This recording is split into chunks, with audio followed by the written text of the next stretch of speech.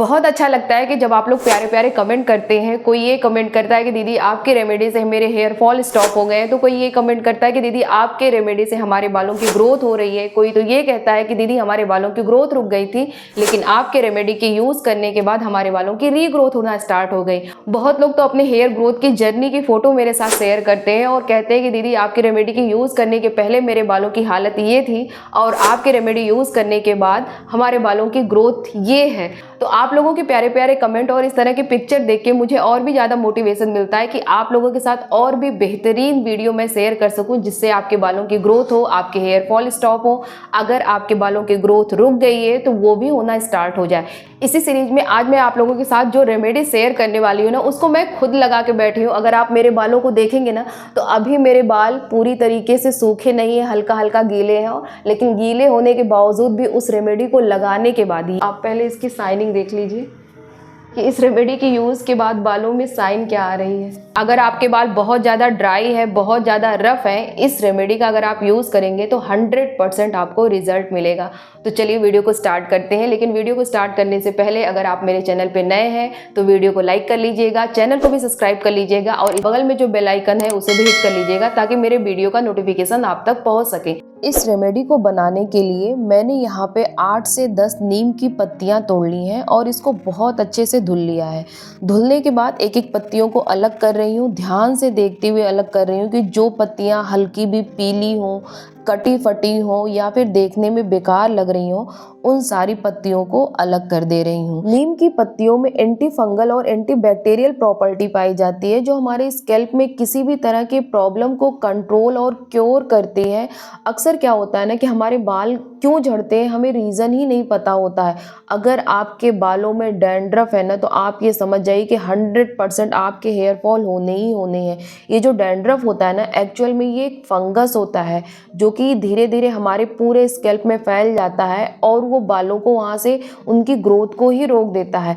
अगर आप इन डैंड्रफ पे काम नहीं करेंगे तो ये आपके हेयर फॉल होते ही जाएंगे, प्लस बालों की ग्रोथ भी ये नहीं कराता, क्योंकि धीरे धीरे ये आपके फॉलिकल को ब्लॉक कर देता है। और जब तक ये हमारे हेयर फॉलिकल ओपन नहीं होंगे तब तक वहाँ से बालों की ग्रोथ नहीं होगी। तो रियल प्रॉब्लम ये होता है कि आपके बालों की जो ग्रोथ नहीं होती, जो बाल जहाँ से झड़ चुके होते हैं उनकी रीग्रोथ नहीं होती है, वहाँ के फॉलिकल धीरे धीरे करके ब्लॉक हो जाते हैं। तो सबसे पहले हमें इन डैंड्रफ पे काम करना है कि बालों में किसी भी तरह का बैक्टीरियल और फंगल इन्फेक्शन ना हो, क्योंकि हमारे स्कैल्प जितना ही ज़्यादा क्लीन होंगे, इन्फेक्शन फ्री होंगे, उतने ही अच्छे से हमारे बालों की ग्रोथ होगी। इसके बाद यहाँ पे 1 बाउल भर के हमने ड्राई करी लीफ लिया है। आप चाहे तो 8 से 10 पत्ते फ्रेश करी लीफ ले सकते हैं, दोनों का बेनिफिट इक्वल होता है।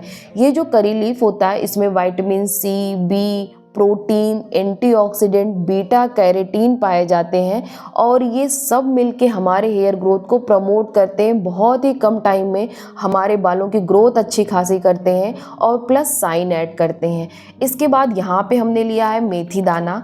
मेथी दाना हमारे थिन हेयर को थिक करता है। इसमें calcium, iron, potassium, protein, vitamin A, C, K, folic acid, इतनी सारी चीज़ें पाई जाती है ना जो हमारे हेयर ग्रोथ को बूस्ट करता है। अब इन सबको हमें एक बड़े पैन में डाल देना है। याद रहे कि पैन छोटा नहीं होना चाहिए, अच्छा खासा बड़ा होना चाहिए। एटलीस्ट जितना बड़ा हमने लिया है उतना तो आपका होना ही चाहिए। आप कोई भी बर्तन ले सकते हैं। अब इसमें पूरा ये जितना पैन है ना, पूरा हमें भर के पानी डाल देना है। बस थोड़ा सा मैं ऊपर का छोड़ूंगी कि जब मैं इसको बॉयल करूं तो बॉयल होने के बाद जब पानी ऊपर की तरफ आए तो वो गिरे ना। तो ये देखिए पूरा हमने पानी से इसको भर दिया है, बस थोड़ा सा ऊपर से खाली रखा है। अब इसको गैस पे हम मीडियम फ्लेम पे रख देंगे कम से कम 5 मिनट पकने के लिए। जब ये 5 मिनट तक पकेगा ना, तो इसमें जो नीम की पत्तियां हैं, करी लीफ की पत्तियां हैं और मेथी दाना, इन तीनों के जो न्यूट्रिएंट है वो उस पानी में घुल जाएंगे। और जब ये पानी 5 मिनट बाद अच्छे से बॉयल हो जाएगा ना, तो आप देखेंगे कि इसमें नीम की पत्तियों की स्मेल आएगी। जो नीम की पत्तियों की स्मेल होती है वो हल्की सी कड़वाहट जैसी होती है, तो आपको पता चल जाएगा कि हाँ, इसमें से पत्तियों की ही स्मेल आ रही है। अक्सर आप देखते हैं कि जो गाँव के लोग होते हैं उसमें अगर उनको बड़ी माता या फिर छोटी माता, जिसको कि चिकन पॉक्स, स्मॉल पॉक्स कहते हैं, अगर वो निकल आता है तो वो उनको नीम की पत्तियों से ही नहलाते हैं, क्योंकि इन नीम की पत्तियों में ना एंटीबैक्टीरियल प्रॉपर्टी होती है कि अगर आपके बॉडी में, आपके स्कैल्प में किसी भी तरह का इन्फेक्शन है वो उसे ख़त्म कर देते हैं। तो वैसे ये कहते हैं कि हाँ माता जी आई हैं तो इनको नीम के पानी से ही नहलाना चाहिए, बट अगर उनका साइंटिफिक रीजन देखा जाए तो ये वायरल इन्फेक्शन होते हैं और नीम की पत्तियों का जो पानी है बहुत ही कम समय में वायरल इन्फेक्शन को कंट्रोल कर लेता है। तो उन्हें लगातार नीम की पत्तियों के पानी से ही नहलाया जाता है। अब इस पानी को यहाँ पे छान लेंगे और छानने के बाद छोड़ देंगे ताकि ये अच्छे से ठंडा हो जाए। अब इस पानी को यूज कैसे करना है आपको, जैसे सपोज करिए आप अपने बालों को धुलने जा रहे हैं तो आपको एक मग लेना है, उस मग में ये थोड़ा सा पानी आपको डाल लेना है। अब आप जो भी शैम्पू यूज़ करते हो उस शैम्पू को लेना हो, चाहे वो 1 पैकेट हो 2 पैकेट, आपके बालों में जितना भी लगता है उस शैम्पू को इस पानी में मिला लीजिए और मिलाने के बाद अच्छी तरीके से घोल लीजिए।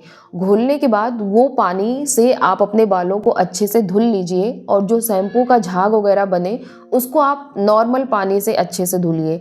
1 बार 2 बार जितनी भी बार आपको धुलना हो, जब वो झाग पूरी तरीके से निकल जाए उसके बाद आपको जब अपने बालों पे फाइनल आपको अपने बालों को धुलना हो तो इस पानी से धुलिए और इस पानी से धुलने के बाद फिर आप नॉर्मल पानी यूज़ नहीं करेंगे। फिर आप अपने बालों को इसी तरह से धुलने के बाद आपको क्या करना है, अपने टॉवल से अपने बालों को पोंछ लीजिए। उसके बाद भी आपके बाल हल्के हल्के गीले रहते हैं तो उनको गीले ही रहने दीजिए और अपने आप इसको ये ड्राई हो जाएगा। इससे ये होगा ना कि जितने टाइम तक आपके बालों पे ये पानी रहेगा उतने टाइम आपके स्कैल्प में ब्लड सर्कुलेशन इंक्रीज होगा, जो कि आपके हेयर ग्रोथ को प्रमोट करेगा, प्लस आपके बालों में जो भी डैंड्रफ की प्रॉब्लम है उसे दूर करेगा। बहुत से लोगों के बालों में अगर जुए की प्रॉब्लम है तो वो भी इससे दूर होगा। अगर आपके बालों में ग्रोथ स्टॉप हो गई है तो आपको क्या करना है, एक कॉटन लेना है और इस पानी में डिप करने के बाद इस तरह से आपको अपने स्कैल्प में लगा लेना है। स्पेशली उस एरिया पे आप ज़्यादा लगाइएगा जहाँ पे आपको लगे कि हमारी बाल्डनेस वहाँ पे बढ़ रही है, वहाँ पे बालों की रीग्रोथ नहीं हो रही, तो आप कॉटन के हेल्प से इस तरीके से उस एरिया में हल्का हल्का सा मसाज करिएगा, जिससे वहाँ का ब्लड सर्कुलेशन इंक्रीज होगा और वहाँ के जो फॉलिकल होंगे वो ओपन होंगे ताकि आपके बालों की ग्रोथ हो सके। वहाँ पे अगर डैंड्रफ भी जमे होंगे ना तो इस तरह से अगर इस वाटर को आप लगाएंगे तो वो डैंड्रफ भी निकल जाएंगे और साथ साथ जो फॉलिकल है वो ओपन होंगे, उनको ऑक्सीजन मिलेगा, उनको न्यूट्रिएंट मिलेगा, जिसके कारण वहाँ का ब्लड सर्कुलेशन इंक्रीज होगा और वहाँ के अगर बालों की ग्रोथ स्टॉप हो गई है, नहीं हो रही थी, तो फिर से वहाँ पे धीरे धीरे बालों की ग्रोथ होना स्टार्ट हो जाएगी। और ये रेमेडी इतने कमाल की है ना कि पहली ही बार में आपको इसका रिजल्ट दिखेगा। तो अगर आपको हेयर फॉल से छुटकारा चाहिए तो जाइए इस रेमेडी को ट्राई करिए और अपने एक्सपीरियंस हमारे कमेंट बॉक्स में शेयर करिए। अगर वीडियो अच्छी लगी हो तो वीडियो को लाइक करिएगा। इसी तरह के वीडियो देखने के लिए चैनल को भी सब्सक्राइब कर लीजिएगा। बगल में जो बेल आइकन है उसे भी प्रेस कर लीजिएगा ताकि मेरे हर एक वीडियो का नोटिफिकेशन आप तक पहुंच सके।